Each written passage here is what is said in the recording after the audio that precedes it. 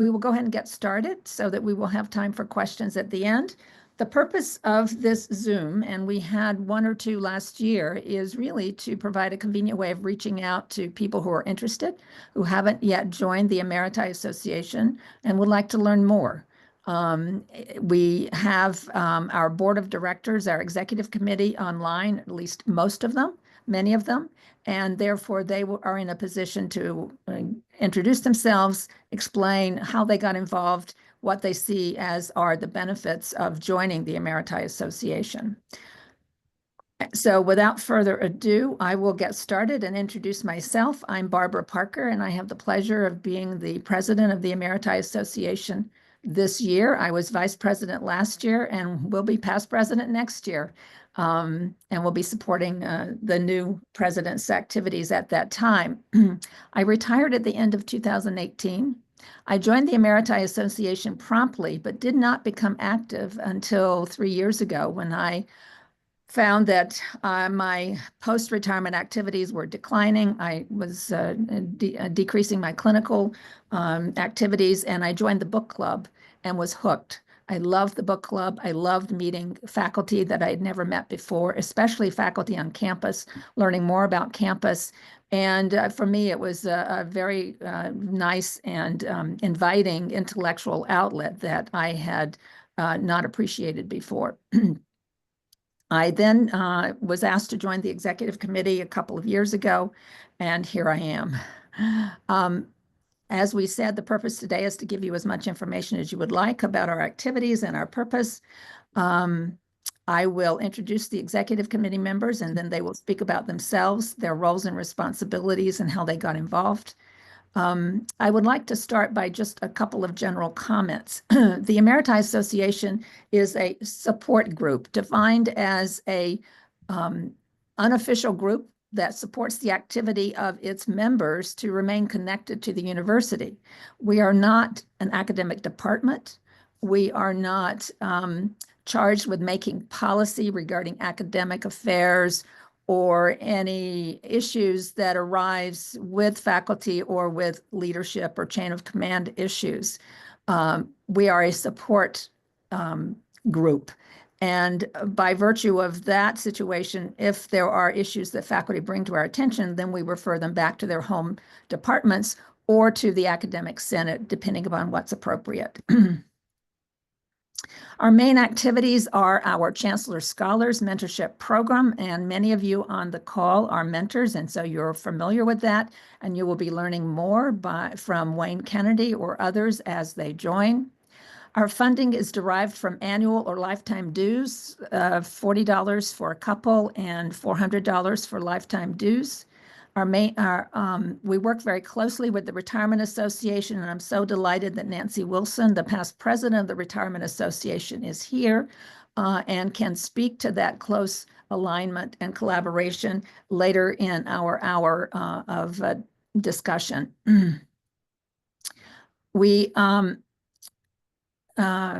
The purpose, according to our Constitution, for the Emeriti Association is to provide members an opportunity to maintain contact with their colleagues, both ones they have worked with over the years as well as new ones, promote the general welfare of our members, their spouses, and their survivors, assist members to continue their contributions to society, perform other acts as necessary to administer the association's goals, encourage educational programming, represent Emeriti views to the university administration, especially as it comes to medical and dental benefits in the retirement years, and create a continued connection to campus life.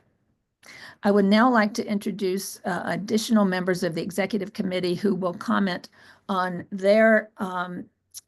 introduce themselves and comment on how they became involved and their roles and responsibilities on the executive committee and the benefits they see to joining the Emeriti Association. So I will start with Peter Gorovitch, excuse me, who's our past president. He also chairs the nominating committee for new members of the executive committee and the awards committee. Each year, the Emeriti Association reviews applications for 2 awards, the Dixon Award for activities and excellence beyond retirement, and a university-wide Panunzio Award, again, for the social sciences, but focused on activities and excellence beyond retirement. So Peter, would you like to introduce yourself to the group and also talk about your roles and responsibilities as past president in those committees? Peter, I think I have succeeded in muting myself, always the biggest challenge of participation. Hi, it's nice to meet all of you. Well, like Barbara, I first became involved in the Maritime Association because I was interested in books. And I saw that there was a book group, and I first got involved in that. And I really wasn't interested in much of the rest of it. I was not a mentor. I was interested in the book stuff. So I started to do that.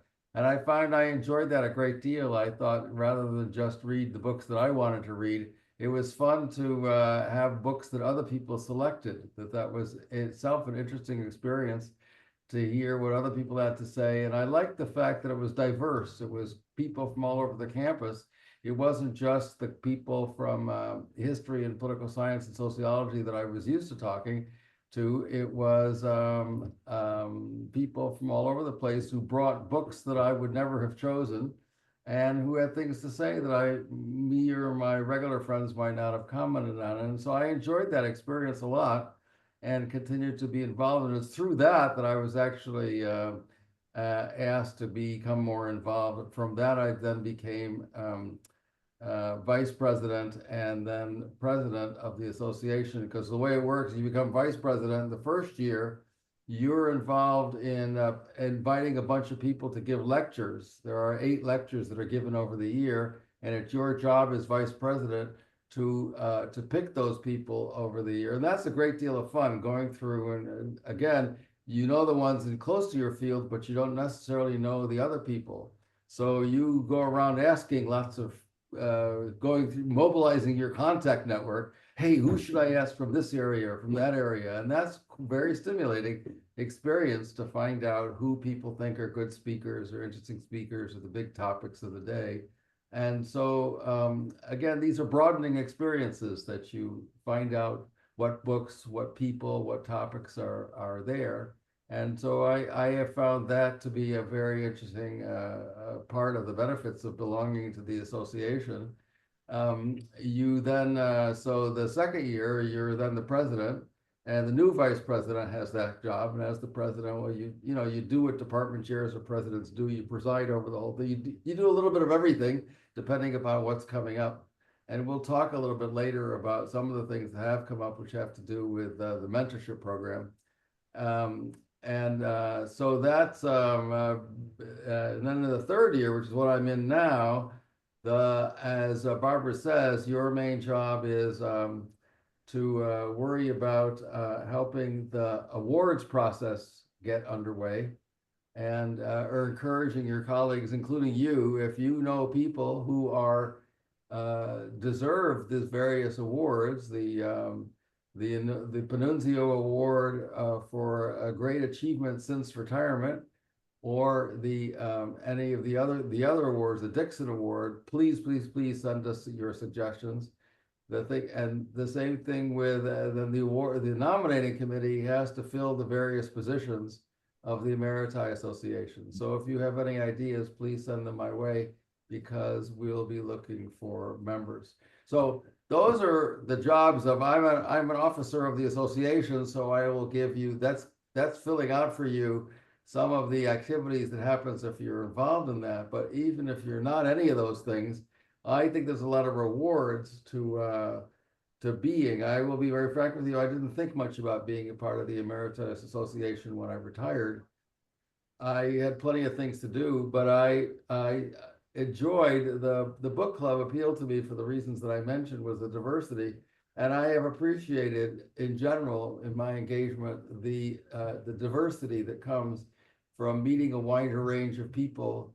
I had the benefit of, I was a department chair and a dean and people like that, so I met a fair number of people across the campus. But I have over the years, but I am struck by the benefits that brings to your the stimulus in your life, is continuing to meet people like that and continuing to interact and seeing what their points of view are and how they appreciate the campus and the different reactions to all the many things that are going on in our days and the things that are happening on campuses these days. The Emeritus Association is a way of staying involved and watching the campus and participating. You're not necessarily a voting, well, you can be a voting member of the Senate if you want to, but it's a very interesting way of being involved and watching what's going on.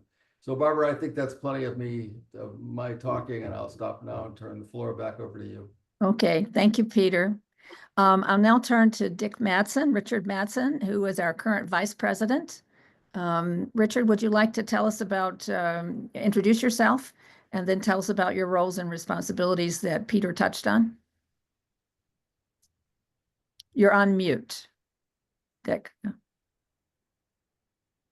While he's getting unmuted, I will say regarding the book club, Roger Sprague, an emeritus professor in health sciences, has been leading the book club for many years, along with Joel Dimsdale, although Roger has assumed primary responsibility as Joel has relocated to Northern California.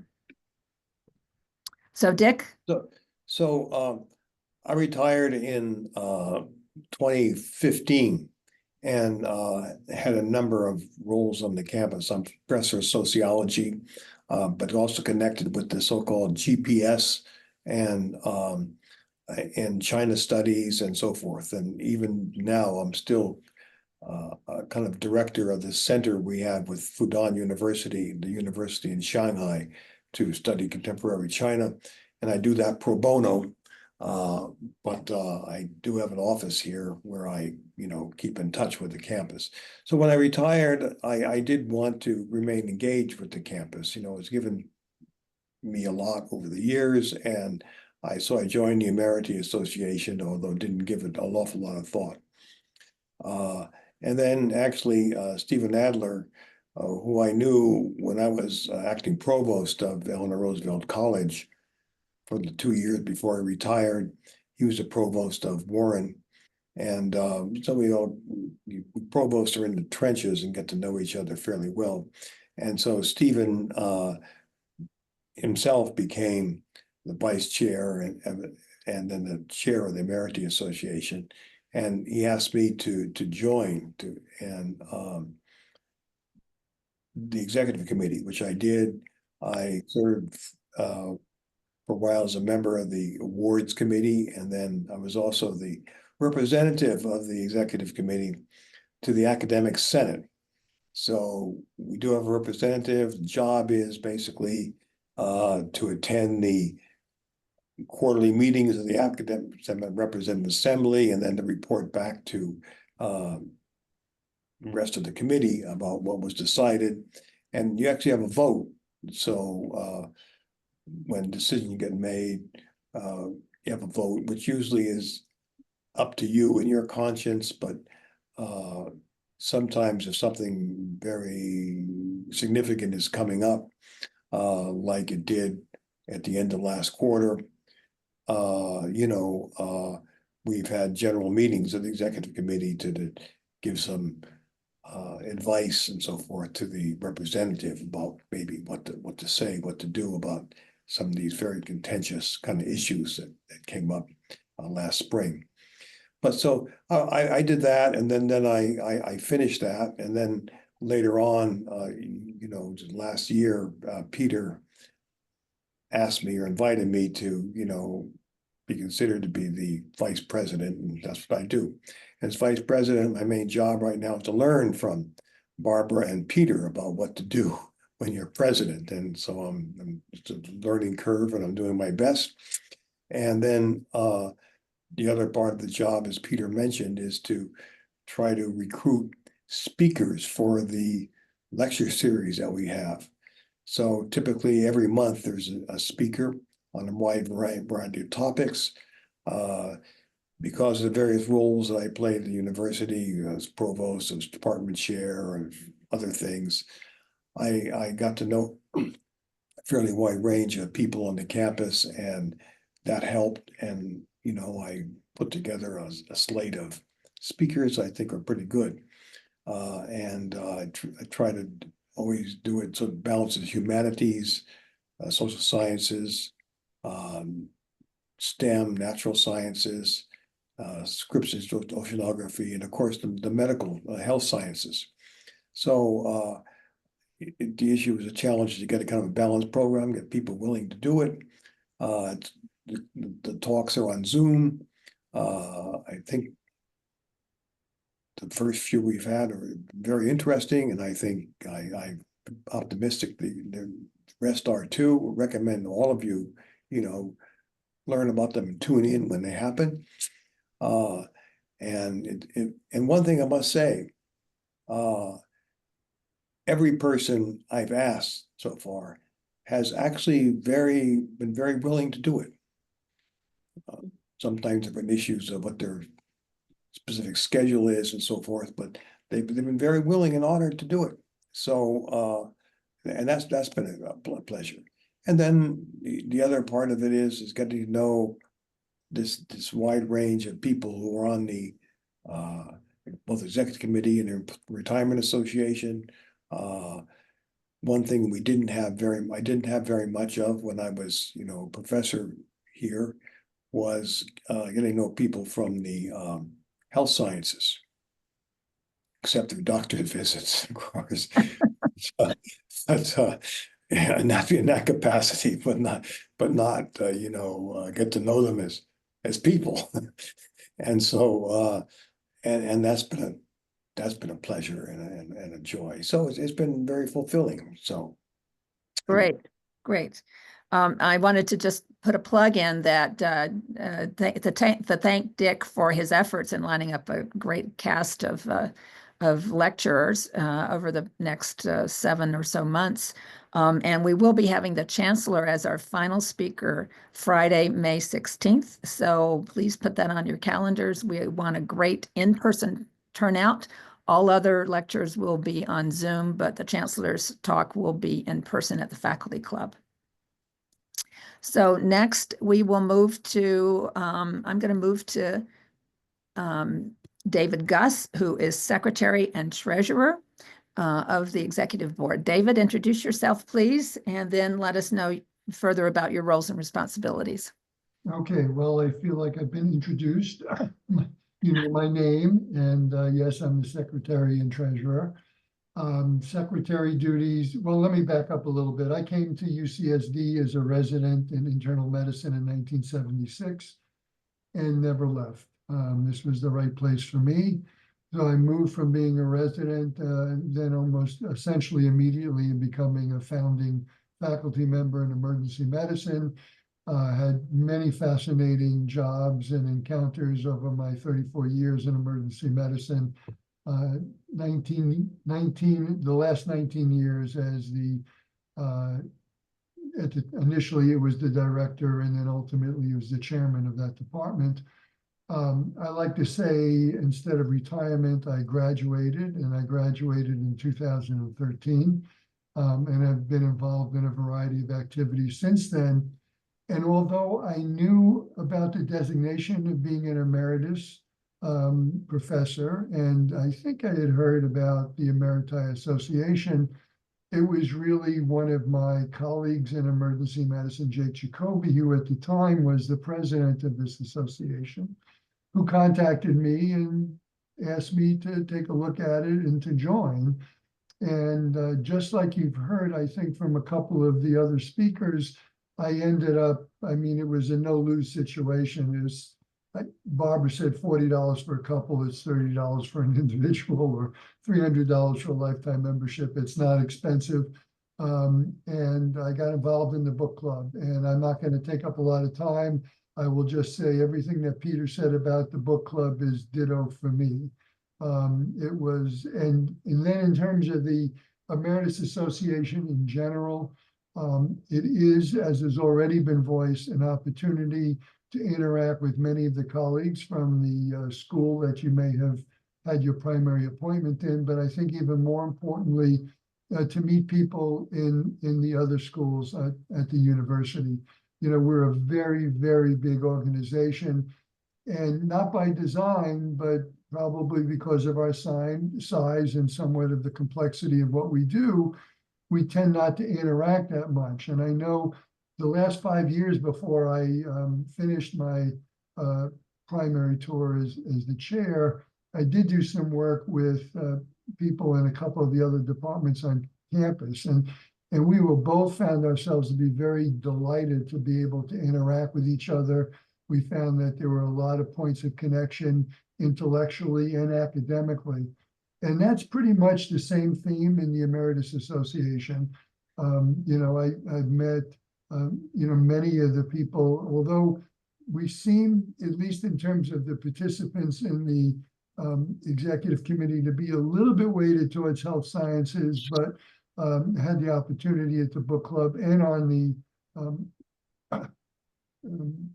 board of directors, excuse me, to interact with people from campus, and they've all been very enriching opportunities. And as I look out at some of the names on the Zoom board here, I do see some of my prior colleagues and teachers. That's right, you may be a little bit older than me, from health sciences. So yes, I hope you'll go ahead and join. And then, there's really no obligation other than to keep your membership active.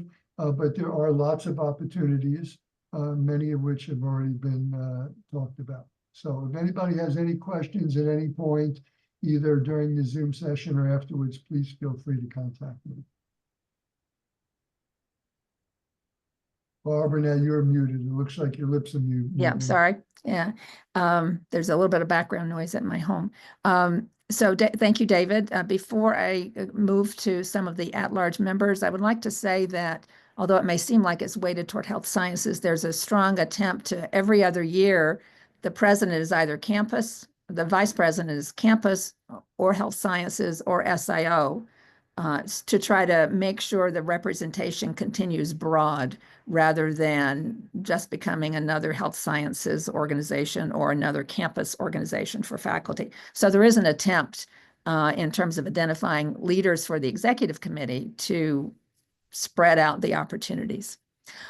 I'd now like to recognize Stephen Adler because I did not include the Chronicles, our newsletter, quarterly newsletter, which is one of our main mechanisms for communication with Emeriti Association members when I made my initial comments. Stephen took over as editor after the unfortunate passing of Sandy Lakoff several years ago. He's done a marvelous job at sustaining the successes of Sandy and amplifying and enhancing and modifying those successes. So Stephen also has spearheaded our initial start of the Emeriti Association Video Legacy Project. And we just sent out an announcement a couple of days ago about our first interview that Stephen conducted of Jack Fisher, one of our health sciences faculty members, that appeared to be a great success. And then I'll comment a little bit more after Stephen introduces himself and talks about the Chronicles that he currently is editing, along with a managing editor, Suzanne Chaffee, who has been very involved in the Retirement Association for many years. Stephen? Thank you, Barbara. Hi, everyone. It's very nice to see some familiar faces out there. Robert Horowitz, hello. Let's go Mets. What can I tell you? Anyway, yes, I joined the faculty here in 1987 as a member of the Department of Theater, just theater at the time. Dance was added later. After a decade working as a professional stage manager in New York, which I somehow fell into after graduate school. In 2004, I was appointed, as Dick Madsen noted earlier, provost of Earl Warren College, a position which I held until I retired in 2016. And I immediately joined the Emeriti Association because I was interested in keeping in touch with colleagues from different disciplines. I had been very active in various committees of the Academic Senate, and that was one great way, as of course Robert, the past chair of the Senate knows, it's a great way to meet faculty, colleagues from different disciplines, different parts of campus, and that continues through my has continued through my involvement with the Emeriti Association. I was on the executive committee. I was then vice president and president about 3 years ago, and when Sandy Lakoff got ill, I volunteered to help out with Chronicles, which is our quarterly, now electronic only newsletter. And when Sandy was unable to continue working on it, I volunteered to take over the editorship, which I've been doing for the last couple of years, I guess. As I said, it's a quarterly newsletter. It generally features 2 articles of substantial length, somewhere in the vicinity of 2,000 words each. And it can be written by an emerita professor, or it can be written by, or many of them are written by current faculty, which is really interesting because we get articles about everything and anything. Our next newsletter, which will be released in November or around Halloween, features a big article about everything that's been going on in health sciences, written by our recently appointed Vice Chancellor for Health Sciences, Dr. John Carruthers. And we have pieces from all parts of campus, as I said, both active and retired faculty. It also features now a column I started last year, which is called How My Stars Aligned, which is a smaller personal memoir-ish piece about how a given faculty, or given emeritus or emerita faculty fell into his or her area of discipline, and how we decide to pursue the disciplines that we pursue, and those have been very interesting.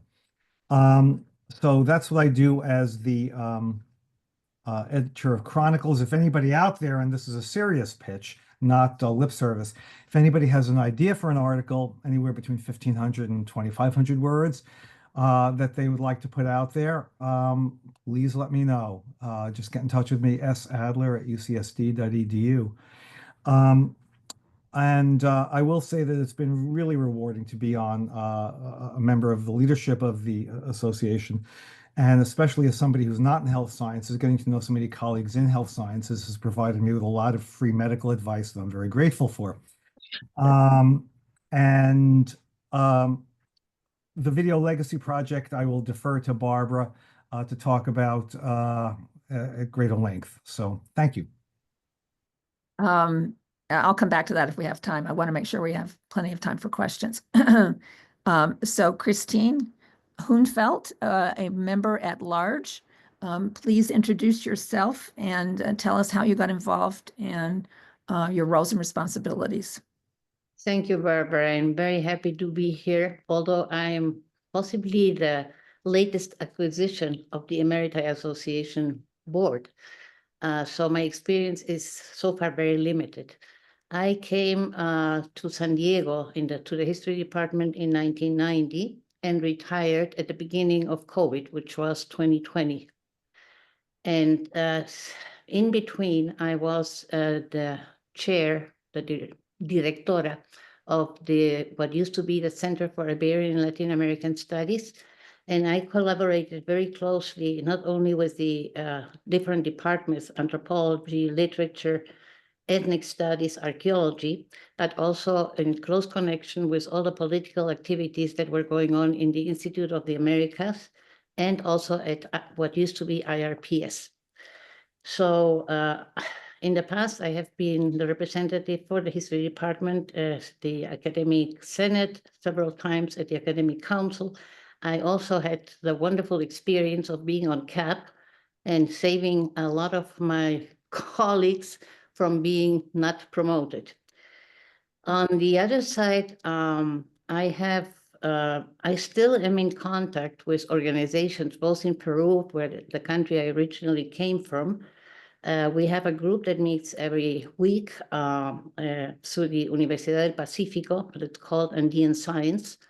So that puts me in contact with the local politics, but also with the historical in-depth research in the Andean region. So I keep on with research, and my current research is deeply rooted in the Amazon basin, no? So I bring UC San Diego also to other organizations like the Latin American Studies Association, no? Or another group that is called SALSAT that is particularly dedicated to the Amazon basin, not to the upper Amazon. Now, in terms of the Emeriti Association, I'm currently also a liaison between the Academic Senate and the Emeriti Association, so that I'm bringing the respective problems or the respective desires back and forth between the Emeriti Association and the Academic Senate. And I think this is an important position, no? Particularly because it's the only way to maintain contact to you guys, to the active person who hopefully will at one point join not only the Emeriti Association, but also the Retirement Association, which is a fabulous combination, and they work very closely together. And I'm sure that Nancy will tell us a little bit more about this. And I got first hooked up with the Emeriti and the Retirement Association by participating in the biannual meeting of CUCRA and CUSEA, which are the respective statewide organizations representing all retirement associations and all Emeriti associations in the state. And this was very enlightening, no? Because this is really a conversational basis that unites all the UC campuses like no other. So we have very few, let's say, institutional connections between our campuses. We learn from each other sometimes, but sometimes we just don't hear each other.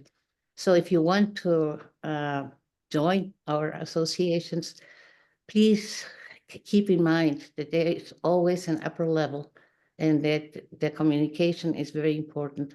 And what I liked most so far in my experience with both the Retirement and the Emeriti Association is the enormous collegiality that reigns among its members. So I think it's not only effective, it's successful, but it is very, very, to put it mildly, nice. Thank you so much. Thank you, Christine. Wonderful comments. I learn more about the members each time they introduce themselves, so that's wonderful for me. Rick, you're also a member at large. Would you like to make some comments about your personal experience in joining the Emeriti Association, your introduction of who you are, your Sure. personal experience, and the benefits you see of the Emeriti Association?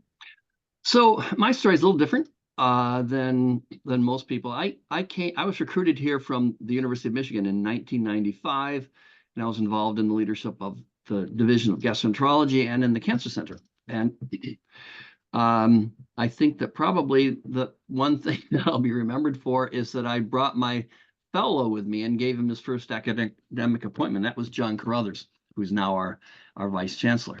In any event, I was here for a number of years, and for kind of complicated reasons, I left in 2003 and took an endowed chair in just a largely research position. I was chief of gastroenterology at the institution where I was. But in any event, I left there and mainly focused on my research, and I only saw patients who had genetic reasons for having their cancers, which was really the focus of my research for a long time. So my wife was reluctant to leave here, so we never sold our house, and we were going back and forth between Dallas and here. And after I took a sabbatical from that position in 2014 and wrote a book about chasing after familial cancer genes. And then finally in 2016, when my wife made the comment, she said, "The young guys do all the thinking and the old guys take the credit. Where are you right now?" And she shamed me into leaving. So I retired from that job and came back here. So I was in Dallas from 2003 to 2016. And so I came back and then immediately got re-engaged with the medical school, but I was only seeing the people in gastroenterology. I was going to the lectures, I was giving lectures, I was doing some teaching. I ran into Roger Sprague, who we had been colleagues back in the day. And he said, "Hey, why don't you come to our book club?" I'm another one that got brought in through the book club. And I said, "Sure, I'd like to do that." So I went to the book club, and really enjoyed that. I've continued that all the way through to this day. And then shortly after getting there, they pointed out this was an Emeritus Association club. And so I joined the Emeritus Association. And part of my reasoning was I wanted to get more re-engaged and get back in touch with people that I had been away from for so long. So I think that was maybe about 2017 when I got involved in that and joined the Emeritus Association. I've been very glad for that because I get to hear things that I wouldn't otherwise hear about the university. I run into people and meet new people all the time. And so that has been the best part of it for me, was to really get re-engaged with people in the medical school, some of whom I didn't know before, or outside of the medical school, of course. In any event, it's been a real pleasure to be part of the Emeritus Association. The book club is really just part of it, but it was the part that brought me back into it. The best thing was that it just gave me a chance to reconnect with people and to meet new people that I didn't know, but I was working side by side with. And in fact, what's interesting is that Barbara and I were both involved in the early days before we actually had a cancer center. We were both involved in getting that thing going too. So it's nice to see Barbara again. It was nice to see lots of other people all over again. Okay, great, Rick. So I don't see other at-large members, but I do see Nancy Wilson. And Nancy, you have a very important position as past president of the Retirement Association, and you know all things related to the Retirement Association. So one of the confusing issues for many people who consider joining the Emeriti or the Retirement Association is, what's the difference? And as a faculty member, why should I belong to both? So I am the past president of the Retirement Association. I joined the board in 2020 and became the vice president. Last year I was the president. It's the same structure as the Emeriti. You're the vice president. The vice president for the Retirement Association is responsible for the program committee. I was the president last year, and this year I'm the past president and the CUPRA representative for San Diego in the system-wide Retirement Association organization. The Retirement Association works with the Emeriti Association on common issues. We both have the benefit of Vanya's leadership for the day-to-day operation of the two organizations. The benefit for Emeriti to be part of the Retirement Association is we have a wide array of programming.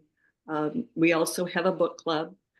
We have annual programs, everything from Discover UCSD. We're working on, there's a tour of the aquarium next year, a tour of the engineering shake table that's out on Miramar and Pomerado. We have monthly lunches where we get together. One of our programs this year that is a big hit is Discover San Diego Theater. Every 4 to 6 weeks, a group is attending a live theater performance, and we're targeting smaller theaters. For Halloween, there's going to be a reading of Edgar Allan Poe down in the Old Town area. So the benefit is Emeriti get to know retirees and have access to online and in-person programming. I would just like to add that it's the Retirement Association that puts on all the programming regarding the practical aspects of retiring, regarding financial management, Medicare, how does it work? How does it work with your benefits? Financial investment seminars and financial investment interest groups, just to name a few of the, and healthy aging and how to modify your home for healthy aging, etc. And even there are also groups and tours of retirement communities in the San Diego area that may or may not be of interest to retiree as well as retiree faculty members. The Emeriti Association membership is Emeriti faculty, usually academic senate membership or equivalent by equivalent training and experience. So it's really open-ended, can be any experienced faculty member, whether they were tenure track or not. And for the Retiree Association, correct me if I'm wrong, Nancy, it's staff and faculty, correct? Right. Staff and faculty. So that's the difference. Emeriti is faculty, Retirement Association is staff and faculty, and the Retiree Association has programming that is, the educational programming is different than the Emeriti Association. Right. Book club is different, et cetera. Right. So we also have annual gatherings, in-person gatherings for Emeriti and retirees. There's a holiday party. There's an annual summer barbecue. There's a volunteer recognition luncheon. And then there's an installation luncheon. In addition to the programming, the Retirement Association puts together volunteer opportunities for our members. So if members want to just drop in and do volunteer work, we work on the toy drive for the Marine Toy Drive, knitting caps for the NICU, food bank organizations, and then there are one-off opportunities that we Wonderful. provide. Wonderful, wonderful. I'd like to recognize Vanya Bayon, who's our very experienced and accomplished Retirement Resource Center Director. She's orchestrated the move into our new facility in the University Extension area of the campus. You're welcome to come by or join us for our open house October 26th. Vanya, any brief comments before I turn to Tim Dresselhaus, who I see has joined us? I'm sorry I didn't see Tim earlier, but he's also another at-large member. Of course. Do you want me to speak a little bit on the EMP as well, Barbara, while I'm talking? Sure, because Yes. I don't see that Wayne Kennedy joined. Mhm. Of course, yes. So hello, everyone. I'm Vanya Bailon. I am the Administrative Director for the Retirement Resource Center. So I oversee the Retirement Association, the Emeriti Association, and the Chancellor Scholars and Emeriti Mentor programs, helping the administrative duties be carried out.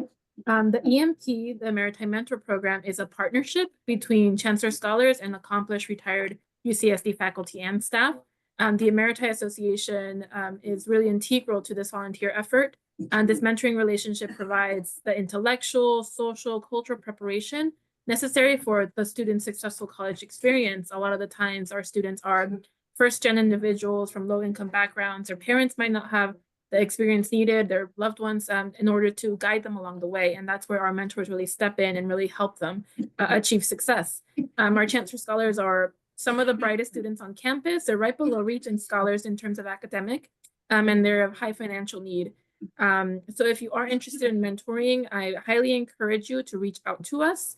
Our program coordinator, Jen Harmridge, is also online, and she can provide more information if you email us or call us. I think this is one of the best parts of our volunteering efforts that we have in our Retirement Resource Center. So I do encourage you all to join.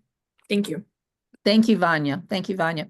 I'd now like to recognize Tim Dresselhaus, who's our newest at-large member. We just appointed him last week, and he can introduce himself and speak about his interest in the Emeriti Association and his thoughts going forward.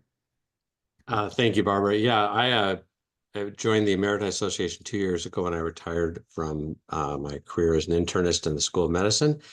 And so I too am in the health sciences space. And as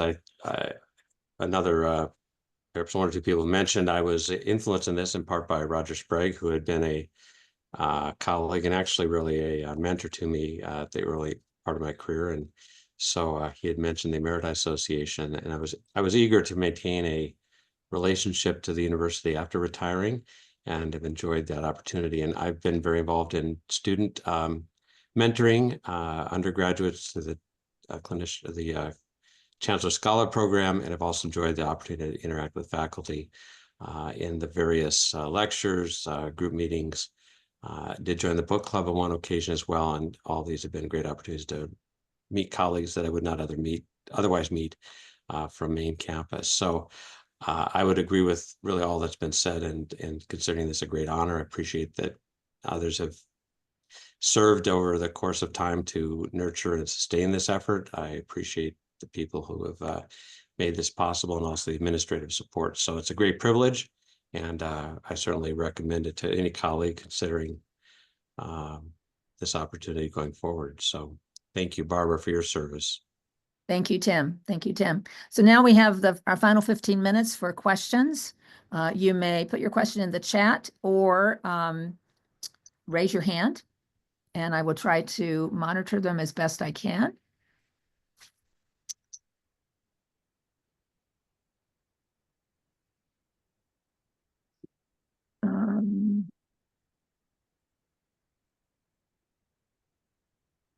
So Barbara, Yes. maybe you can describe what the process is of joining the Emeritus Association, or the Emeriti Association, and how that how that takes place, and what the expectations are once you've joined. Right, right. Well, we have an Emeriti website, and Vanya can send out the link. I mean, you just put in your Google or in your search box, Emeriti Association UC San Diego or UCSD, and it will take you to the Emeriti page. And on there's a drop-down menu, I think, for membership. And then you can, Vanya, correct me if I'm wrong, fill out a form, pay your dues, and you're a member. And then you get on a listserv where you get the emails that are pertinent to the Emeriti Association. I presume something similar pertains to the enrollment in the Retirement Association. Yes. That's correct. And I put all of those links in the chat. And I see you also have a question from Robert Horwitz. Okay, Robert. Yes. Hi, let me introduce myself for those who don't know me. I know several of you on the call. I was chair of the Academic Senate at UCSD, I don't know what it was, 5 years ago, and then I was chair of System-Wide.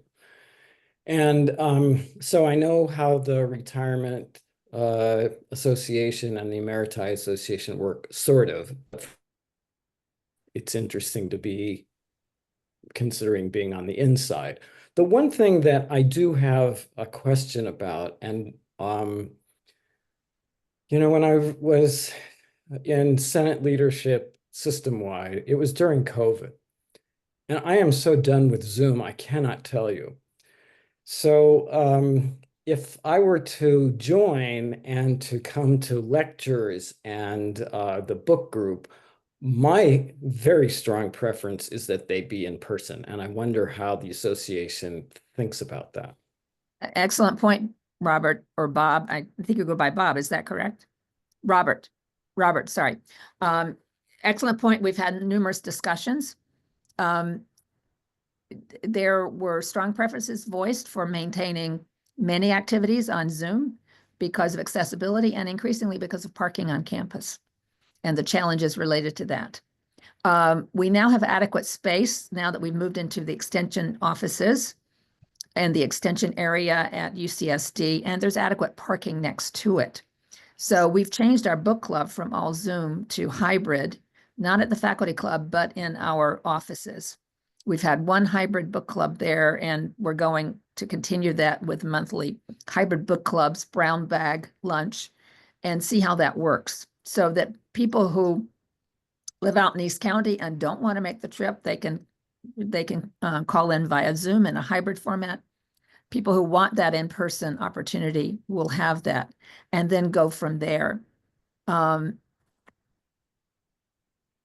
Barbara, and all the academic senate meetings will be in person starting this month. Wonderful. I think we can continue to reassess we can certainly survey our membership. Our attendance at monthly lectures via Zoom has been in the 30 to 40 range.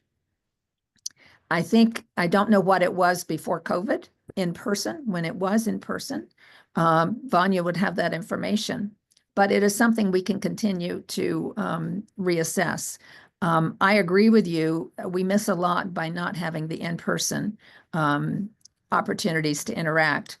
Those of us who are mentors and participating in mentorship activities, we do have those gatherings which are in person. So there's that opportunity to interact.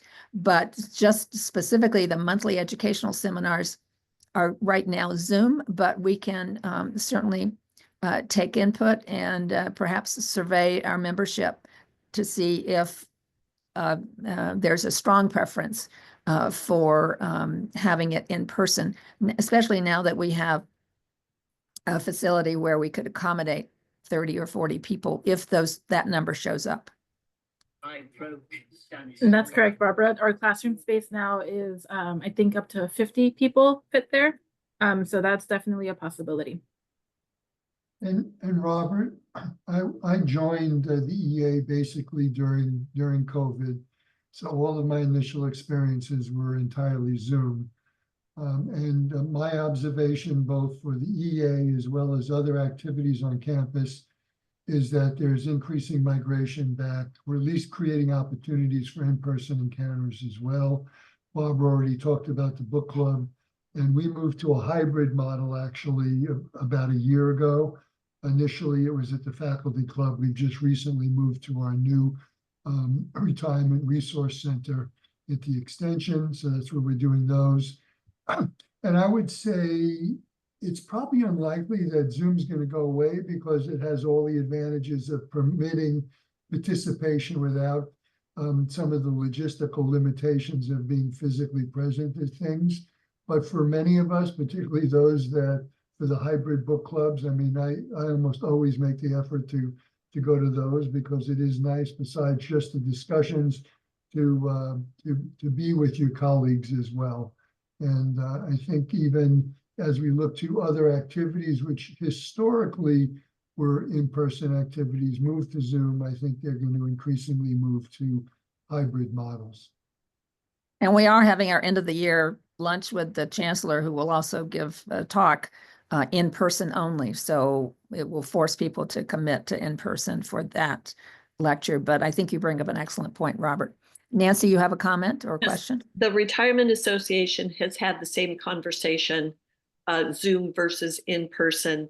And the program committee has developed a series of programs that are all in person. They're because of the nature of them, they have to be in person, and lectures that are Zoom and then hybrid, trying to meet the needs of all of the members. Yes, Ken Herbst, introduce yourself so that we can learn who you are. Oh, my goodness. It can be brief. I came to UCSD in 1977. I'll leave it at that. And you were in Health So, Sciences, Department of Medicine, Hematology, Oncology. 45 years in and out, and it would, I'll have to become a board member before I give my history. How's that? Okay. And I just was going to make the comment, the thing about attending in person is we won't become like our kids. I value greatly the ability to get together with colleagues, and there's just a different interaction with the collegiality that goes with in person. And I understand there are some people who can't make various in person, but when I get back to San Diego, I certainly am doing it for the opportunity of getting together in person with many of the people I've known. Great. Super. Other questions? See, we have a few more minutes. Let me see if there are other issues. I'm just looking at my notes.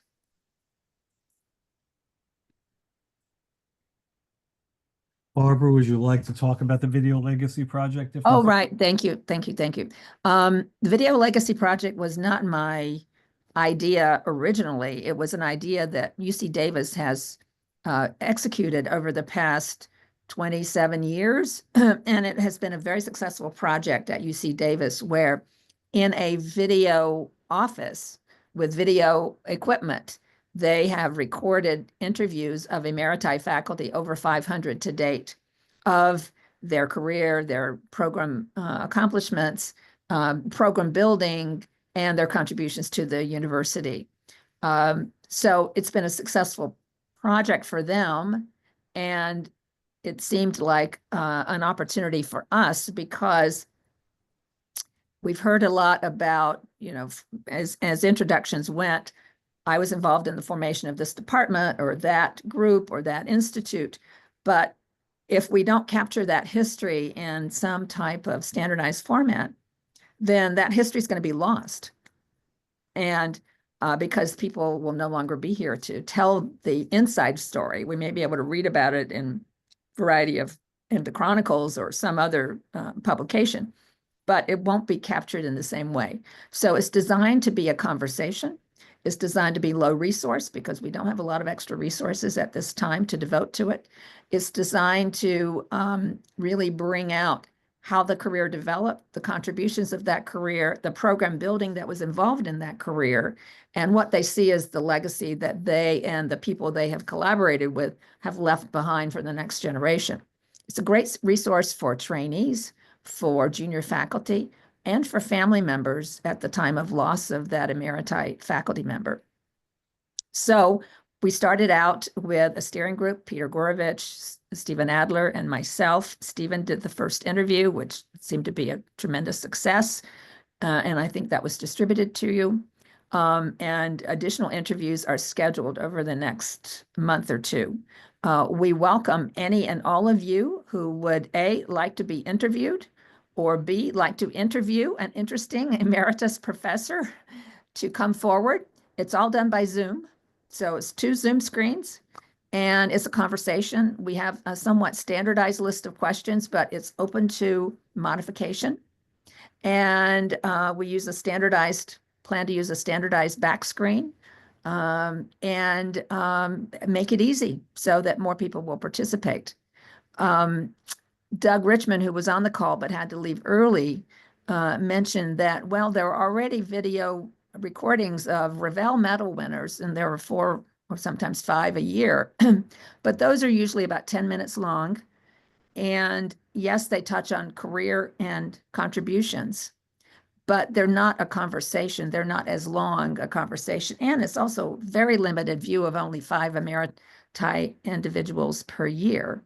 So this is a way of broadening the contributions, and it doesn't just have to be Emeriti. It could also be people who have made tremendous progress and tremendous contributions on the administrative side as well. I mean, we're not saying it just has to be Emeriti, but that's the focus at this point in time.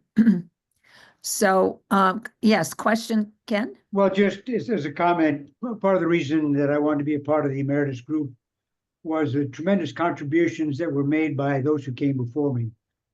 I was a very minor part of a very large thrombosis and hemostasis group. I will interview you.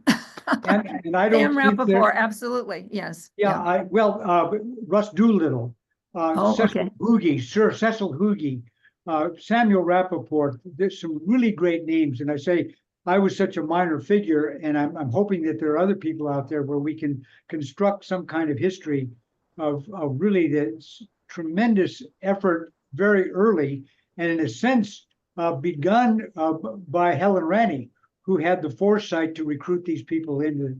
There's Helen Ranney herself, just such a towering figure, and I don't know if anyone's going to bring that up, but it's that is a great idea. You and I can work offline about. Excuse me, about how to fashion that into an interview that would really be a major contribution, because there aren't many people around who remember those days. It was a long time ago, Barbara. There were a few of us. Well, and the question of the founding of the Cancer Center was that was my thought too, because I'm interviewing Stephen Howell next week, because he was one of the very early faculty working with John Mendelsohn at the founding of the Cancer Center. Absolutely. So he will know, and there are other potential interviewees, but I'm going to start with him. Yes. Yeah, yeah, but, obviously we can't interview Mark, but you were very close to Mark, and we can bring up Mark's role in the Gilman and founding a cancer center and his insights, and Steve Howell's work in And pharmacokinetics. Ajit Varki and Ivor Royston. And, Yes, yeah. Ajit and Ivor are still We're with still us. around. Yeah. So anyway, thank you. So that is that type of idea that seems to be so attractive and so impactful that people want to contribute to it. And just with the one email that went out 2 days ago, someone from Ethnic Studies, I can't remember her name, Anna, Vanya, Zentella. Zentella Anna wants to Maria be wants Zentella. to be interviewed. Yes, yes, yes. So anyone who would like to interview her, I haven't contacted her yet. I just saw the email, but I was going to suggest that either she identify someone to interview her, or we can make a suggestion if someone comes forward. But yes, I think this is a great contribution to the university. Great marketing and great example to trainees about the shoulders of the giants they are standing on. Okay, it's 4:01, so I want to be respectful of everyone's time. Thank you so much for all of you for joining us today, and I hope we've been able to give you some useful information regarding the Emeriti Association, and we welcome your joining, we welcome your contributions, and we welcome your ideas. Thank you.